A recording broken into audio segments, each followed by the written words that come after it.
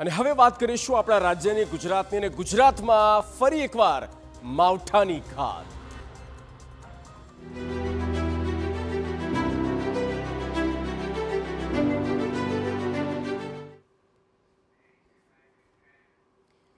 આપણા રાજ્યમાં હાલ વાતાવરણમાં પલટો આવ્યો, માવઠાની પણ શક્યતાઓ।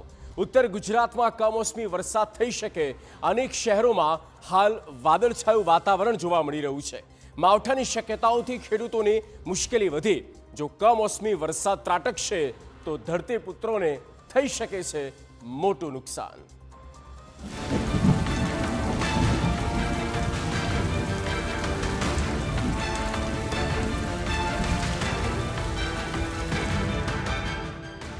રાજ્યમાં માવઠાનું કહેર।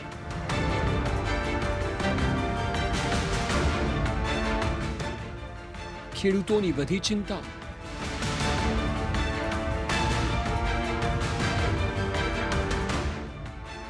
હવામાન વિભાગની શું છે આગાહી?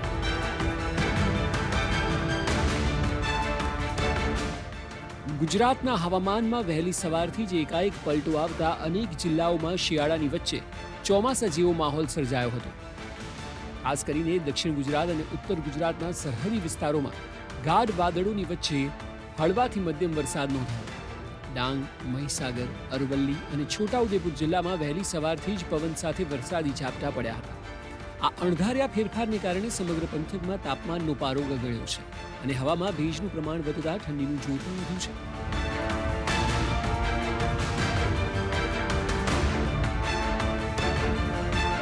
ડાંગ જિલ્લાના ગિરિમથક સાપુતારા અને આહવા સહિતના ગ્રામીણ વિસ્તારોમાં ભારે પવન સાથે વરસાદ પડ્યો છે।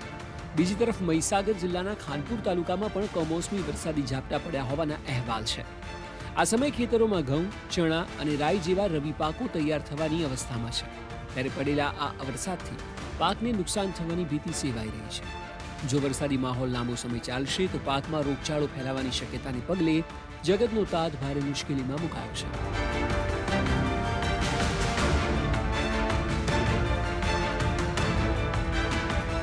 અરવલ્લી જિલ્લાના માલપુર અને મેઘરજ પંથકમાં પણ કમોસમી વરસાદે દસ્તક દીધી છે।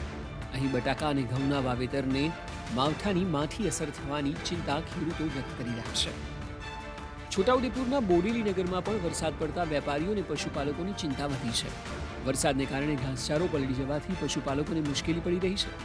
બાગાયતી પાકો અને શાકભાજીના વાવેતરમાં પણ આ કમોસમી માવઠું નુકસાન લાવી શકે છે, જેને કારણે બજાર ભાવ પર પણ તેની અસર પડવાની શક્યતા છે।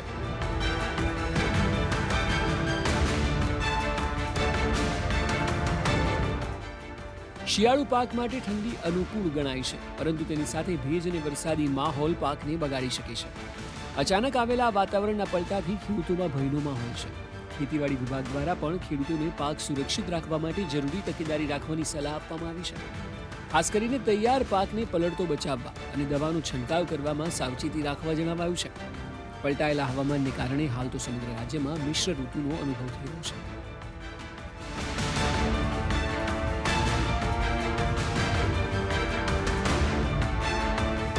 હવામાન નિષ્ણાત અંબાલાલ પટેલે આગાહી કરી છે કે ગુજરાતના હવામાનમાં પલટા બાદ વરસાદ પડી શકે છે। ઉત્તર ગુજરાત અને મધ્ય ગુજરાતના હવામાનમાં પલટો આવી શકે છે। ગાંધીનગર, માણસા, પ્રાંતિજ, કડી, આણંદમાં ક્યાંક છૂટોછવાયો વરસાદ વરસી શકે છે।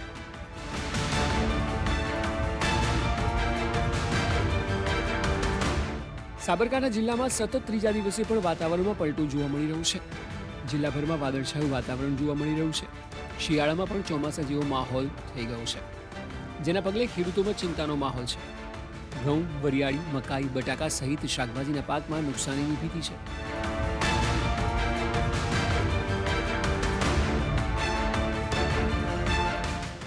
ફરી એકવાર ગુજરાત સહિત દેશનું હવામાન બદલાઈ રહ્યું છે। પહેલાથી જ કડકડતી ઠંડી અને શીતલહેરનો સામનો કરી રહેલા લોકોને હવે એક નવા પડકારનો સામનો કરવો પડી શકે છે। હવામાન વિભાગે ચેતવણી આપી છે કે સક્રિય વેસ્ટર્ન ડિસ્ટર્બન્સને કારણે ઉત્તર ભારતથી મધ્ય ભારત સુધી હવામાન અચાનક બદલાશે।